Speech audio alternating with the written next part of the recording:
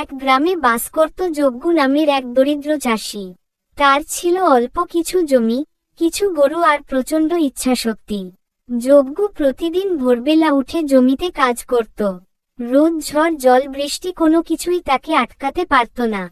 এক বছর প্রচণ্ড খরা পড়ল। চারপাশে ধান পুড়ে গেল, চাষের জমি ফেটে চৌচির হয়ে গেল। গ্রামের অনেক চাষি শহরে চলে যেতে লাগলো কাজের সন্ধানে। কিন্তু যজ্ঞ হাল ছাড়ল না। সে বৃষ্টি না হওয়া পর্যন্ত আর অপেক্ষা করেনি।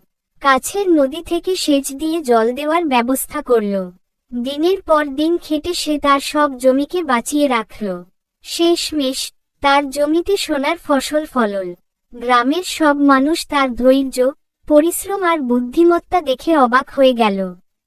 যজ্ঞ প্রমাণ করল, ইচ্ছাশক্তি আর পরিশ্রম থাকলে দুর্দিনের দিনেও জয়ী হওয়া যায়। এই গল্পটি থেকে আমরা চাষির সংগ্রাম এবং জেদের শক্তির কথা জানতে পারি। ইচ্ছা থাকলেই উপায় বের করা যায়। ভিডিওটা ভালো লাগলে আমার চ্যানেলটা সাবস্ক্রাইব করে আমার পাশে থাকবেন।